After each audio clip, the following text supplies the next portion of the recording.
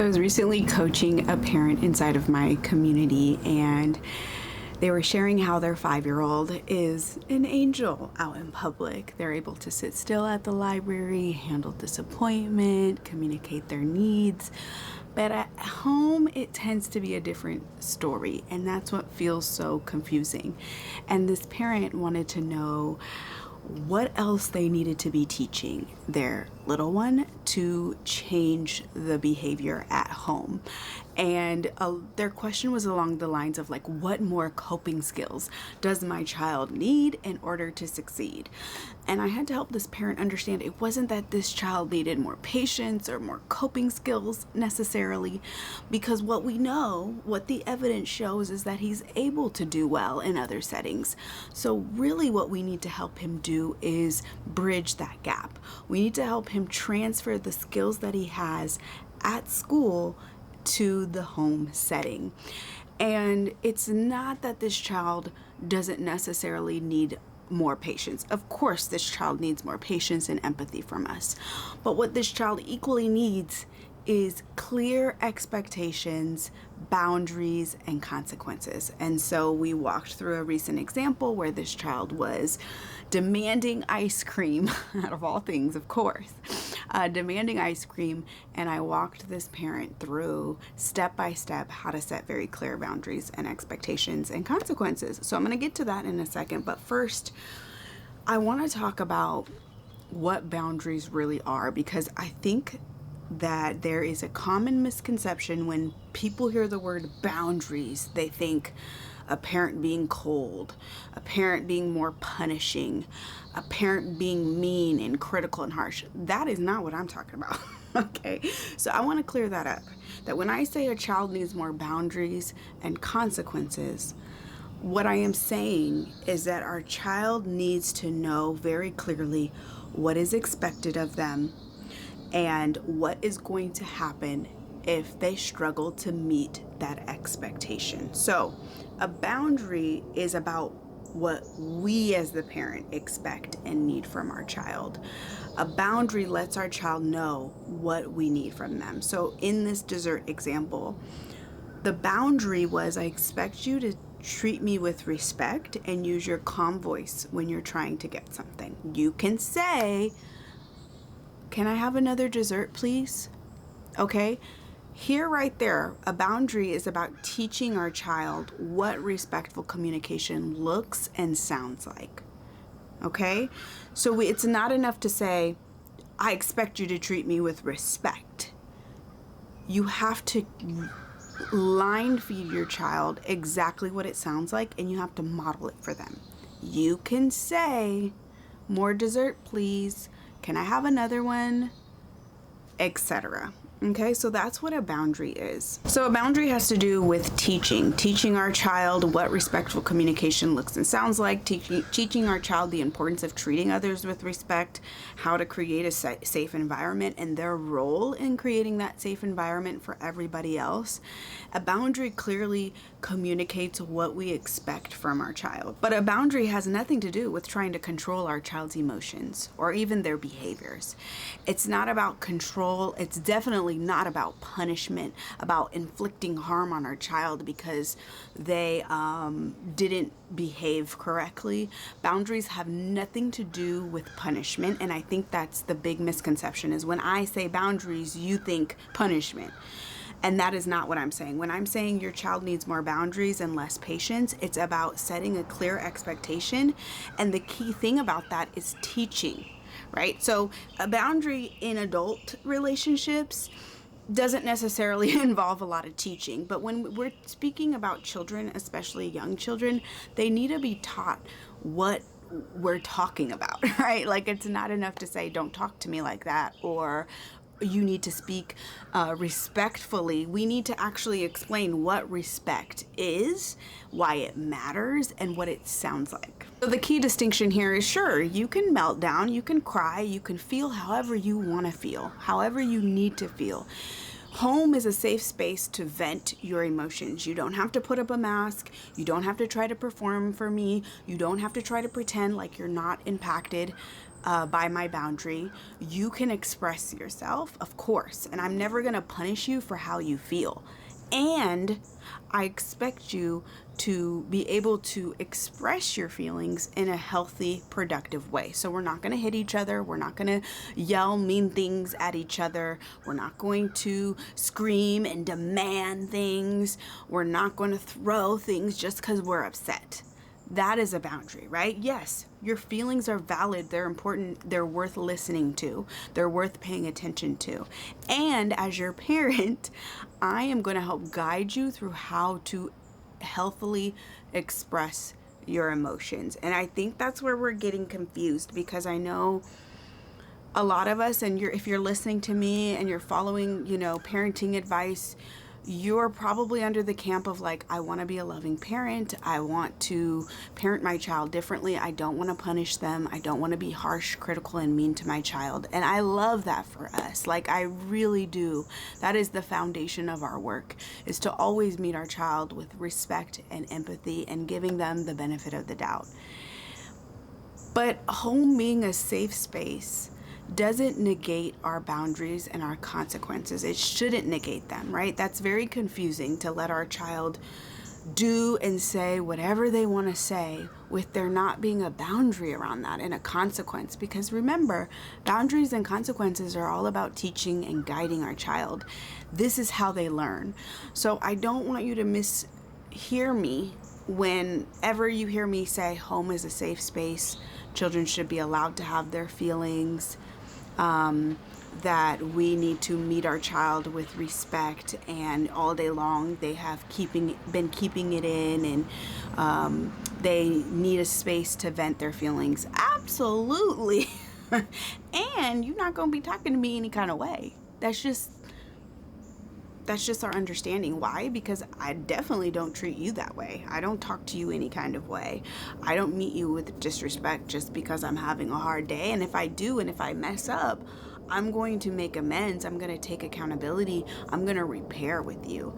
And this is what our child needs to learn. And I think there's also this subtle line between a child venting their emotions and feeling upset and having a tantrum, absolutely, like they've completely melted down, versus screaming, demanding, yelling mean things to us. There's a fine line between that.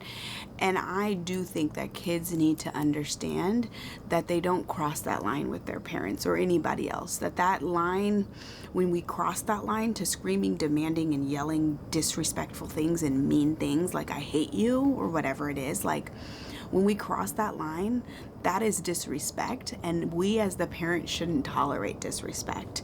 Now, there's levels to this, right? Because when I say we shouldn't tolerate disrespect, what I am saying is that we need to guide our child on how to express themselves in healthier ways, and we need to set the boundary and the expectation and be very clear about it. So when I say,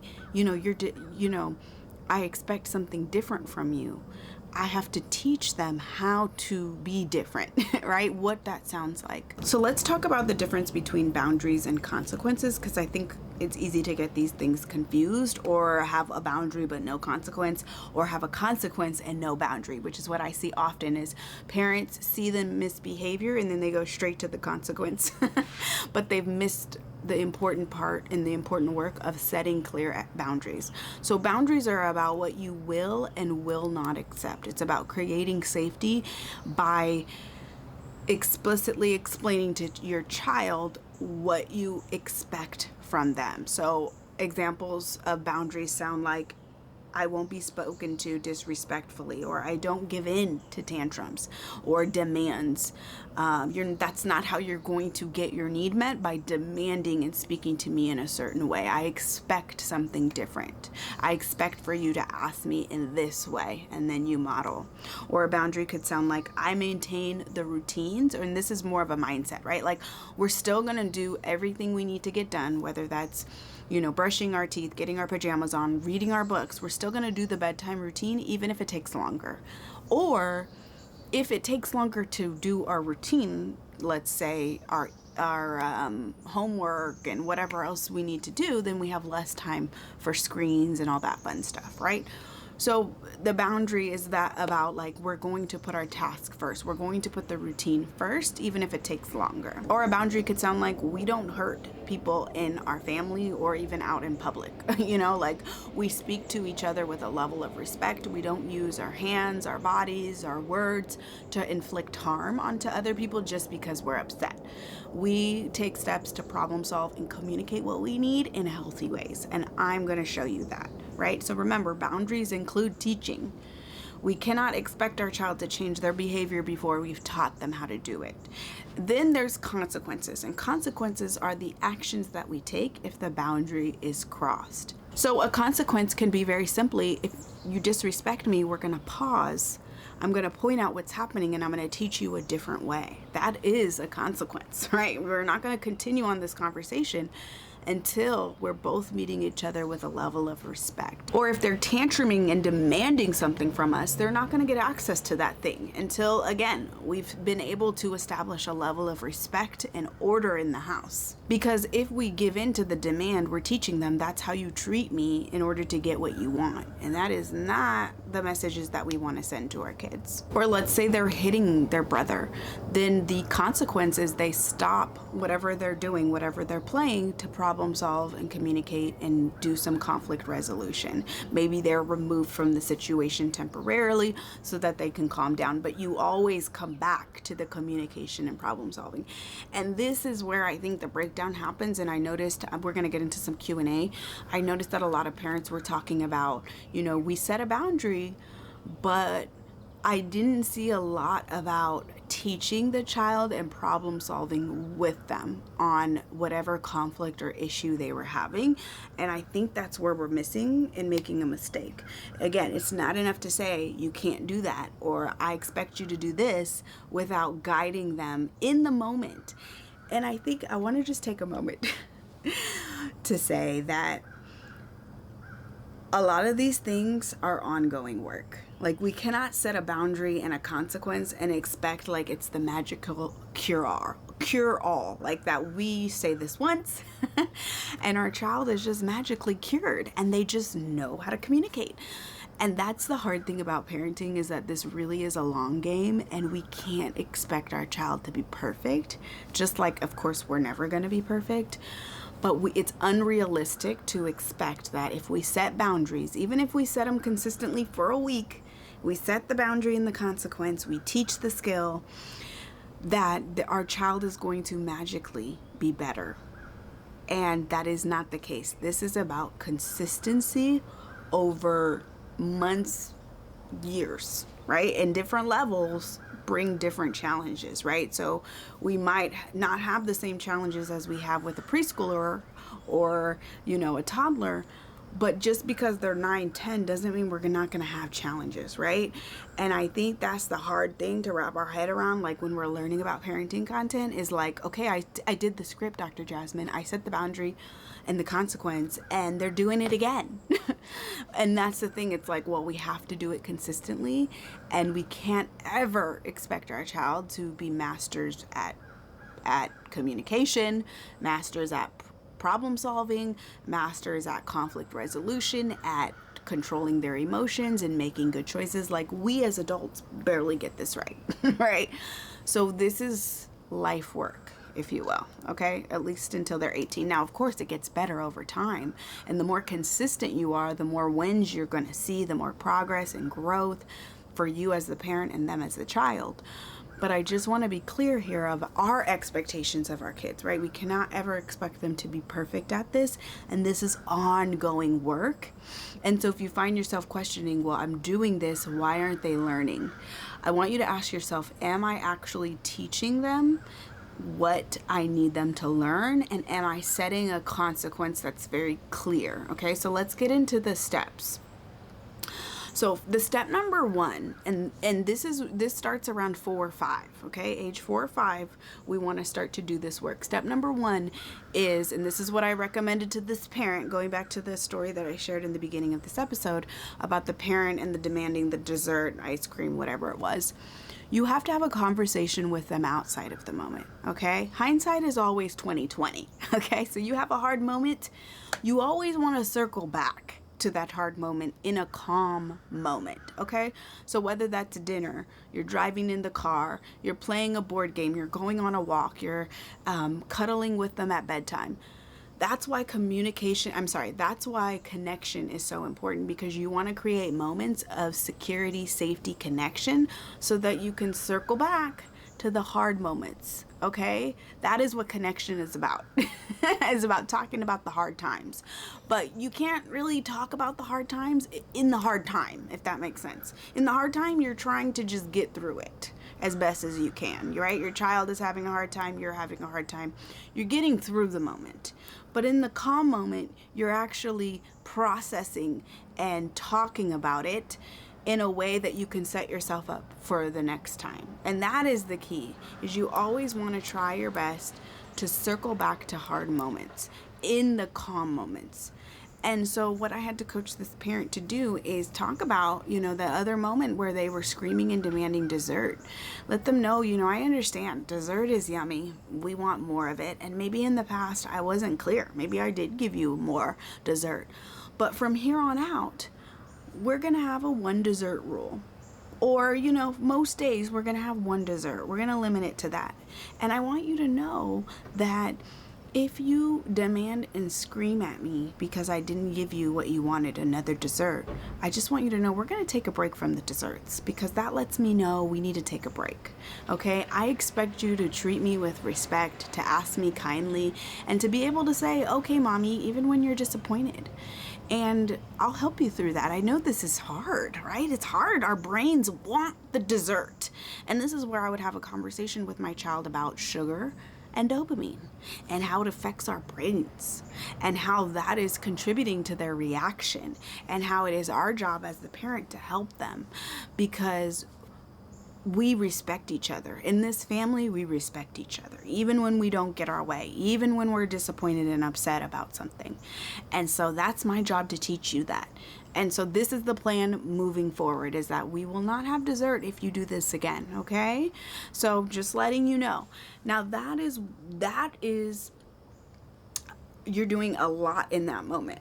You are validating their feelings. You're teaching them about what's going on in their brain and why they're responding the way that they are. You're setting a clear expectation and a boundary around communication and around handling disappointment and around respect. And you're letting them know of the consequence beforehand, right? If this happens again, we're not going to be able to have dessert for that day, okay? We're going to take a break, just because that's telling me something. That's telling me we need to take a break, okay? It's not punitive, and the key is you're not catching your child off guard, right?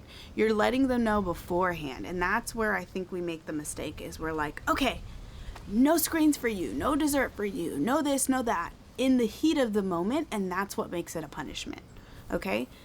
So you're having this talk with them beforehand. And then in the heat of the moment, or let's say right before the moment, that's the key, right before the trigger. So dessert is something that you guys are working on. So when you're having dinner, you're going to say, okay, and tonight the plan is that we're going to have one ice cream cone, okay?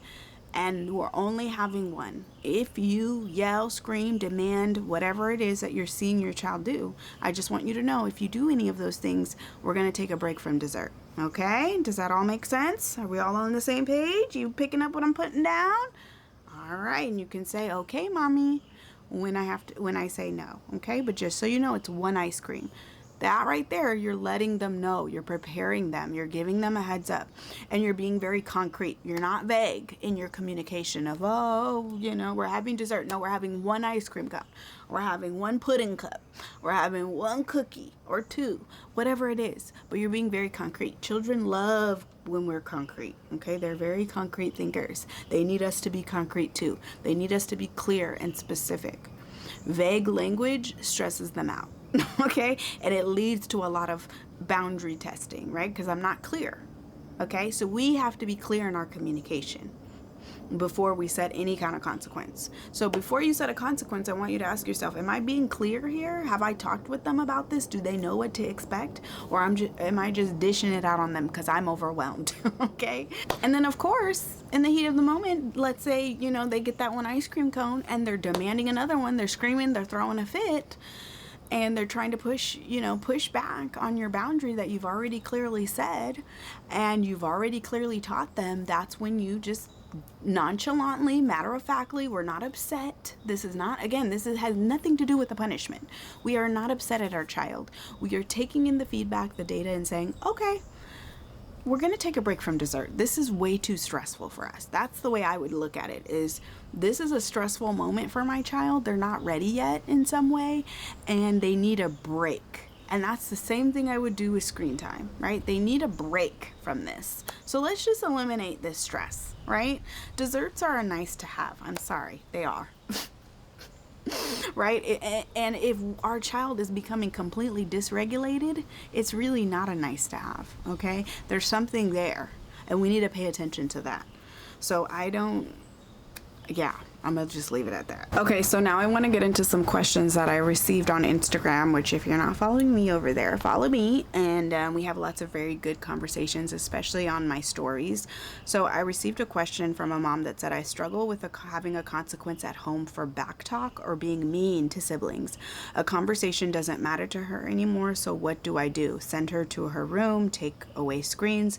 Those feel mostly unrelated usually. For reference, she's 9, lots of sass, and does get very mean when she's exhausted from the day. So, and that is where I think, we are confusing boundaries with punishment. So if you get mean to your sibling and my first response is to send you to your room, that's a punishment, right? That's me inflicting harm on you to try to teach you a lesson, but that always backfires, especially in the grand scheme of things. If I have a 9-year-old and they're being mean to their sibling or they're back talking with us, there is some kind of disconnection or breakdown in connection or communication, and or they're really going through something behind the scenes that we don't know about or we have not yet helped them with. Like there is something going on, possibly, I don't know your situation, so take all of this with a grain of salt. Possibly there is something going on behind the scenes. We're seeing a lot of sass, we're seeing backtalk, we're seeing mean behaviors. What that means is our child is feeling discouraged. I always say, an angry child, or replace it with whatever adjective you want to say, an angry, mean, sassy child is a discouraged child, right? Somewhere along the lines, they feel very discouraged about something in their life, whether it's the relationship with you or their other attachment figure, whether it's their position in the family system and feeling like things are always unfair to them, whether it's stress at school or disconnection with their peers or feeling excluded or feeling like they're falling behind academically, or sports. It could really be anything. And that's our job, is we have to try to find out what is going on underneath the scenes. I'm seeing all the behaviors, right? That's like the tip of the iceberg. What is going on? Why do you feel the need to protect yourself and lash out in these behaviors? What are you trying to tell me? So my actual first line for myself, if this was my child, would be to create opportunities where we can connect and we can talk about the bigger picture. And then, of course, setting boundaries and expectations around communication, and also spending a lot of time in the moment helping them problem solve. I don't know what this parent meant by mean behavior, but whenever I see something that's not kind, I slow down and get their side of the story and help them communicate their side of the story in a healthy way. That right there reduces mean behavior, right? Because now they've learned how to say their side of the story in a more healthy way, and in a more clear way. And helping them understand when we're mean, whatever that looks like for them. We don't want to say mean. We want to be very specific. When you do this, it actually moves you away from getting your needs met, because we don't know what's happening, right? It's a very unclear. And that is why it becomes such an unhealthy cycle for discouraged kids, right? Because they're using all these protective behaviors to kind of, lash out and vent their frustrations, but then they're not getting their needs met. So that's why we want to help them understand, well, how do I get my needs met? How do I problem solve with the person I'm having an issue with? Okay, another question I got was, this is my 9-year-old girl right now. Are you able to share some scripts for what to say?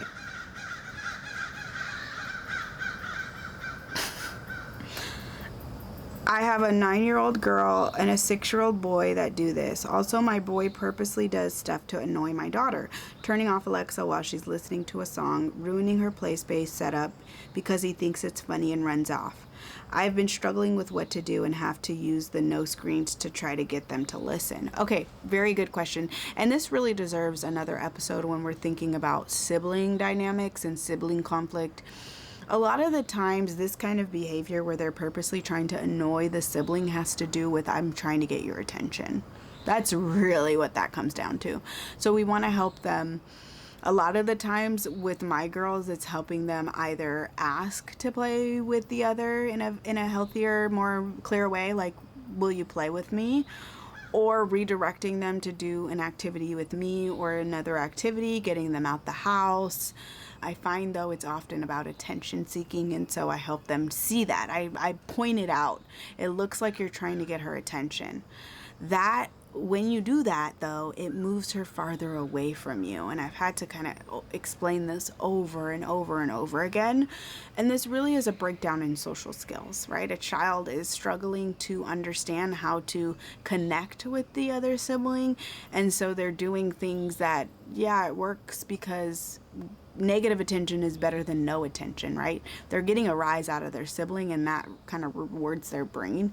But we have to teach them that that's not the way we do it, because it actually in the end moves them farther away from their goal, which is really just to connect oftentimes. Okay, another question that I got was, I think for me it's so hard to know this difference between a boundary and a punishment in the heat of the moment. For example, at the park, if she throws sand, I have to set a boundary that we will not throw sand because it isn't safe. But then if she continues to throw sand, we have to leave the park. So how do I make this not sound like a threat? Okay, so the way you do it is you prepare them beforehand. So before you even get to the park, you set the boundary. You have very clear expectations of why. You help them understand like why we don't throw sand, and but you keep it more focused on what she can do with the sand. That's a very important, is a lot of the times we're so focused on don't do this, don't throw the sand, it's not safe, lecture mode, that we don't take enough time to focus on what they can do and why. And so helping them understand, like, if you get it in your eye, it will sting. It hurts your eye. Your eye will be very sick, very irritated, and you won't be able to see. And that's what happens to your friends too if they get it in their eye. So really taking time to kind of slow down. It's obvious to us why we shouldn't throw sand in throw sand in the air. But you want to help them understand. I would also say, sand has bugs in it. And if you throw it and it hits and it gets in your hair, you could have bugs in your hair. Just helping them understand, But help them also see, it's okay that you want to throw. That's the action they want to do. They want to throw. So maybe there's something else at the park that they can throw, or they can do another kind of movement with the sand, like pushing it, digging, to kind of get that movement. That's really what they're trying. So again, set the expectation before you even get to the park. As you're driving, you're getting them out of the car seat, wherever. Hey, this is what I expect, okay? If we can't listen, we're gonna have to leave the sandbox. I wouldn't necessarily rush to leaving the whole park. That's like really your last case scenario, okay? I would redirect them to another part of the park, but even before that, I would redirect them with the sand.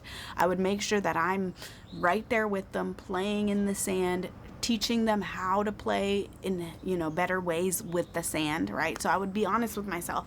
Am I sitting on the sidelines, not really engaging with my child and expecting them to follow the rules? Because what can happen is, if we're on the sidelines not really giving them attention, they use the whole sand debacle to get negative attention from us, and it works. And I want you guys to always remember that negative attention is better than no connection. Is better than no attention. So children will work hard for our attention, whether it's negative or positive.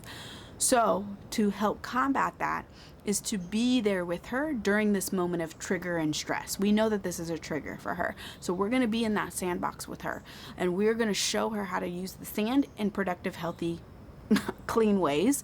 And then the minute she starts to test that boundary, all right, let's go over here. Okay. Remember, we keep the sand in our hand. We keep the sand on the floor, remember, focus on what we do with the sand, okay? Not we don't throw sand. It's we keep the sand in our hand, we keep it on the play box, whatever. You know what I mean? And then you do want to follow through with the consequence, but the consequence could be moving to the swing area or the slide. The consequence doesn't necessarily need to mean we can't go to the park or we need to leave the park immediately. So we do want to make sure that we're not like rushing to the worst case, you know, in the last case scenario in these moments because we're stressed. Okay, this was a great question. This mom said, I'm so grateful for this conversation because I'm finding I need to greatly focus on boundaries and expectations with my kids, but still struggling with what that looks like in practice. What happens when you set the boundary and expectations and they don't respect it? So what is the consequence if not a punishment?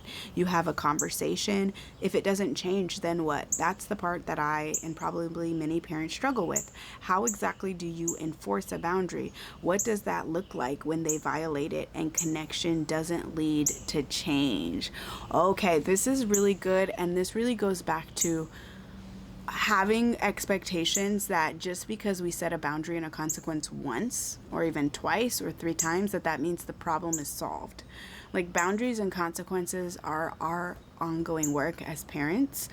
And so I mean, every context is going to be so different. Like, there's so much more that I can cover, which, by the way, I'm teaching a live discipline class in a couple weeks. So definitely join me because I'm going to be breaking this down even more. So if you're enjoying this video and you need help with boundaries and consequences and disciplining strong-willed kids and what do we do when nothing is working, like, I got you. Okay, there's so much more to this conversation. This really, we're just really kind of scratching the surface. But to this mom's point, what happens when I set a boundary and expectation and you cross it? What is the consequence? And what if I set the consequence and it's still not working? That means we need to reassess what our consequences are. Like, we need to be honest with ourselves. Is this the best consequence? Have I talked to my child about the consequence? And most importantly, am I implementing the consequence consistently, right? Do I implement it consistently, or do I waffle back and forth? I'm unsure. Oh, okay. You know what I'm saying? Like, we have to be really honest with ourselves about what the consequence looks like. So of course, I can't really be helpful to this mom specifically and like give her personalized advice because I don't know what situations she's going through, but those are the questions that you want to ask yourself. What do I mean personally when I say I set a boundary and I give a consequence? And is that the best? And if you're questioning that, come to my live class in a couple weeks.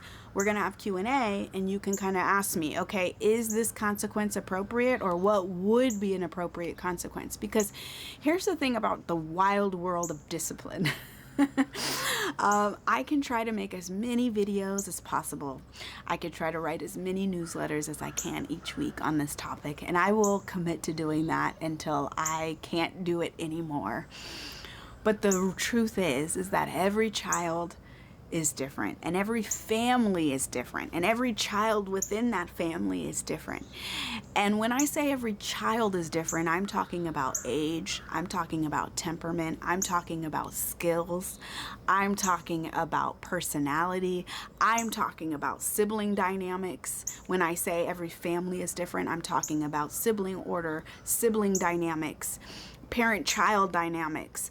The dynamics between each parent is so different, right? And their academic abilities, their physical abilities, their emotional abilities, right? Like, everything is so different. So when I'm coaching this parent and I'm sharing this story with you about this parent and the dessert and how, like, based on what they shared with me, based on what I know, they have the skills, I am not saying that you can then generalize this to every kid and your situation specifically. Like, that's why you have to kind of take this all with a grain of salt and use the principles, right? And use the sort of ideas, but to tailor it to your child can feel very tricky. And so that's why I love to do more deeper work. That's why I have the classes. That's why I coach parents, because there's only so much that I can offer in a video or a podcast episode or a carousel post or some IG story slides, right? Like, there's only so much, and then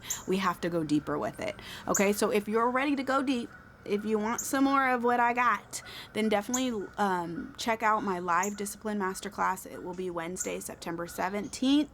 It will be live. You can come, ask questions, chat with other parents. It's such a good time. We have such a fun time when I do these classes.